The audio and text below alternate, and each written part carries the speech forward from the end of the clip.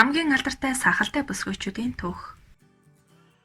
Алдартай найрагчид, ерөнхийлөгч, кинодууд бас Санта Клаус гээд сахалтай эрчүүдийг тоочоод дуусахгүй. Тэгвэл эрчүүдээс дутхааргүй сахал самбаатай эмэгтэйчүүд ч байдаг ажээ. Өнгөрсөн зуунд сахалтай эмэгтэй нэг биш нилээдгүй байсныг олон түүхэн баримт нотолдог. 19-р зуунд явуулын цирк бүрт нэг сахалтай эмэгтэй байсан гэдэг.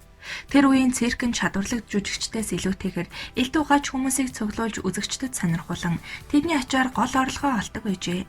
Ингээд түүхэн дэх хамгийн алдартай сахалтай эмэгтэйчүүдийн түүхийг сонирхуулъя. Сахалтай бүсгүй Жозефина Клофолиа. Сахалтай бүсгүй Жозефина Клофолиа Швейцарын Версайкс хотод 1829 оны 3 дугаар сарын 25-нд төржээ. Тэрээр төрөлхийн үсрэхэх хүүхэд төрсөн бөгөөд нэг өдөр түүний нүрээр гинэт сахал ургаж эхэлсэн байна. Түүнийг 8 нас хүрэхэд сахал нь 5 см урт ургасан байсан гэдэг. Түүний сахал их өтгөн ургадаг байснаас 16 нас хүрэхэд нь 15 см урт болтлоо ургасан байна. Тэр анх 14 настайдаа Европоор аялан тоглохдоо аав төлөөлөгчтэйгээ хамт явдаг байснаа удалгүй аавтайгаа хоёулахнаа хамт аялах болсон байна. 10 жилийн дараа тэрээр аавтайгаа дахин аялсан бөгөөд Парис хотноо уран зураач Фортуна Клофолиатай таарч улмаар танилцсан хожим нь түүнтэй гэрлэжээ. Тэд хоёр хүүхэдтэй болсон ч охин нь бага байхдаа нас орж харин Альберт буюу өхөрдөн Мисаун ээжигээ дуурайсан сахалтай хүүхэд болжээ. Хатагтай Жозефинагийн сахлыг үнэхээр төрөлхийн гэдэгт нь хүмүүс маш их эргэлздэг байсан тул 1851 онд Уильям Шар хэмээх хэмж түүнийг шалгаж үзсэн байна. Үр дүн эрэг гарснаар бүсгүйн сахал төрөлхийн гэдгийг нотолж түүнийг сонирхох хүмүүсийн тоо эрс нэмэгдсэн байна. Хүмүүс түүний сахалд хүрч бүр татаж үзсэн гэдэг. Тэрээр өөрийн сахлыг 3 дугаар Наполеон хааны сахлыг дуурайлан янзалж өөрчилсөний дараа түүнийг өөр нэгэн нэрээр нэрлэх болсон байна. Хамгийн сүүлд сахлаа ингэж өөрчилсөн нь түүнд их алдар хүнд авчирсан байна. Наполеоныг дуурайж сахлаа зассных нь харууд хаан түүнд том алмаз хүртэл бэлэглэж байсан гэдэг. 1853 онд тэрээр алдартай Фенис Тейлорын циркэд орсон бөгөөд энэ циркийн томоохон үзүүлбэрийн нэгэнд хатагтай Жозефинагийн сахлын үзмэр ордог байжээ. 19-р зууны үед энэхүү үзүүлбэр үзэгчдийн сонирхлыг хамгийн ихээр татдаг байсан учраас хүмүүсийн дунд ихэд алдаршсан байна. Сахалтай бүсгүй Жозефинаг танихгүй хүн Парис, Лондон, тэрч бүхэл Амстердам хотод хүртэл байсангүй. 1861 онд Жозефина жил бүрийн 9-р сард болдог Амстердам хотын үндэсний баярын хөтөлбөрт түүний үзүүлбэр орж исэн бөгөөд энэ үед сахалтай бүсгүй хамгийн ихээр нэрд гарсан байлаа. Унгартай авиас чадвараараа гайхагдж байсан нэр хүндтэй хоёр эмч сахалтай бүсгүй Жозефинагийн сахлыг төрөлхийн гэдгийг нь нотолж тэрч бүхэл батламж хүртэл өгч байжээ. Улмаар тэр таалал төгсөх хүртлээр буюу 40 нас хүртлээр Европоор аялан тоглосон гэдэг. 1870 онд тэр Английн Брешорт хотын Гиген Метеусийн үзэсгэлэн дээр тоглолтог хийж байв. Тоглолтын дараахан 9-р сард Жозефинагийн бие нь модож Брешортын эмнэлэгт эмчлүүлж байхдаа таалал төгсжээ.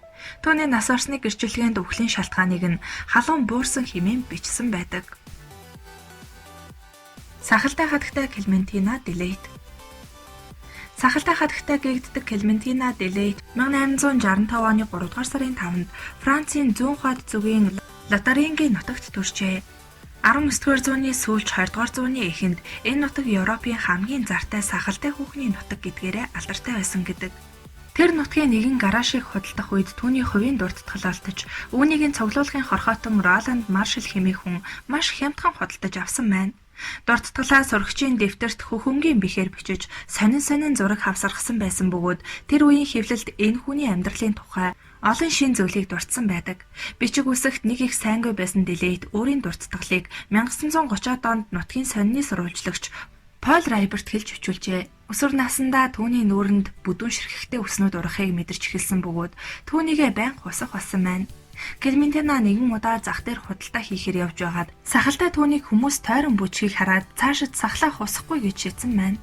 Удалгүй тэр маш алдартай болж сахалтай хатагтай кафе нэртэй хоолны газраа нээсэн бөгөөд хүмүүс жүлжлүүлэх дуртай байсны ачаар нилээд чинэлэг амьдрах болсон гэдэг. Түүний тухай мэдээ түргэн зур төгөж хүмүүс Клементинагийн кафегаар үйлчлүүлэхээр Европын бараг бүх нутгаас ирдэг ажээ. Тэр нөхөртөөгөө хамт агуулсан зурагтай ил загтал гарган худалдаж, заримд нь гарын үсгээ зурж өгдөг байсан гэдэг. Дэлхийн өнцөг болон бүрээс өч төчнөн урлаг заллага ирдэг байсан ч тэр тиймч бие сайтай байгаагүй.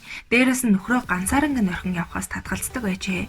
Тэр кафеныхаа ажил төрлийг өөрөө эрхлэн явуулдаг байсан учраас циркэт тоглох юм уу, байнга дэлхийгээр явж нэрд гарахыг тиймч хүсээгүй байжээ.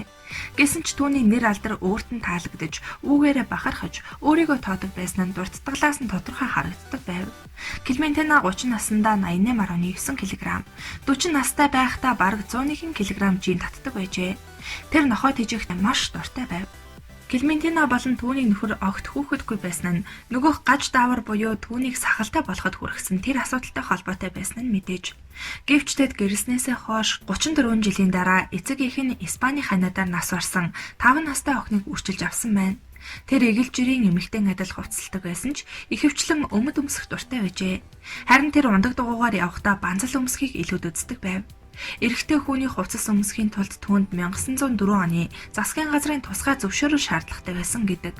Нөхөр нь 1928 онд нас барснаас хойш Клементина зарим нэг урлаг зарлахыг хүлээн авч Парисын найрал хөгжмийн чуулгантай уулзсан Лондон, Ирландд зочилсон байна.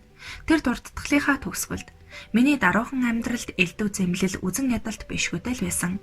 Гэхдээ миний эх орон нэгтнүүд намайг хүндэтгдэг байсан гэж бичсэн байдаг. Мөн тэрээр өөрийн бошны чулуун дээр сахалтай хатагтай Клементина Делейт энд нойрсож байна гэж бичгийг хүссэн байдаг. Сахалтай хатагтай кафе зоогийн газрын эзэгтэй Франц эмэгтэй Клементина Делейт 1939 онд Адольф Гитлер 50 насныхаа ойг нийчгэр тэмдэглэж байсан өдөр нас оржээ. Тэр үеийн сонин хэвлэлүүд энэ хоёр үйл явдлыг адилхан хэмжээнд анхааран бичиж байлаа. Бараг л бүх сонингуудад Гитлерт баяр хүргэсэн Клементинад эмгэнэл илэрхийлсэн мэдээнүүд нийтлэгдэж байжээ. Сахалтай охин Эни Джонс. Тэртех 1865 оны 7 дугаар сарын 14-ний өдөр Америкийн нэгдсэн улсын Виржиниа мужийн Марион хотод нэгэн бяцхан охин төрсөн нь төрөлхийн сахалтай Эни Джонс хэмээх охин байлаа. Энэ бол анагаах ухааны түүхэнд маш ховор тохиолддог үзэгдэл байсан юм. Түүнийг төрсөн даруйд эцэг эх нь хүүхдээсээ маш их хайсан бөгөөд тэдний харцнаас охиноо чин сэтгэлээсээ хайрлан амьдрахгүй гэдг нь ойлгомжтой байлаа. Охиныг төрсөн цагаас генетикийн онцгой шинж чанар илэрчээ. Өөрөөр хэлбэл аль аль хүүсийн хүүхдүүдийн шинж түүнд илэрдэг байжээ. Эрэгтэй хүн шиг сагал ургах, мөн эмэгтэй хүний шинж хөх гэх мэт зүйлс түүнд байдаг байв. Охиныг харсан нэгэн циркийн менежер эцэг эхт нь 7 хоногийн $150 өөрийн циркэд ажиллах санал тавьсан байдаг. Эцэг эх нь шууд л зөвшөөрчээ. Иймд хөөрхий сахалтай охиныг 9 сар хүртэл нь гэртээ өсгөж агаад эрэмдгүүдийн цирк гэх нэрээрээ дэлхийд алдарсан ноён Барнумтай уулзаж охиныг 7 хоногийн $150 түрээслэх болсон байна. Түүнийг 5 нас хүрэхэд сахал нь бүрэн ургаж гүйцжээ. Энэ нэг сахалтай охин хэмээн нэрлэх болжээ. Ингээд эрхэм Барнумын бизнес санаа эхэлж циркийн сурталчилгааны хуудас зөвхөн Джонсын хүрэг зургаар тараагддаг байжээ. Ийхүү сахалтай охиныг харахыг хүссэн олон сайнууч иргэд циркийг үзэх гэж очдог байсан аж. Олон гэрэл зурагчид түүний энэхүү өрмөц төрхийг гэрэл зургийн хайснаа буулгах хүсэлтэй байв.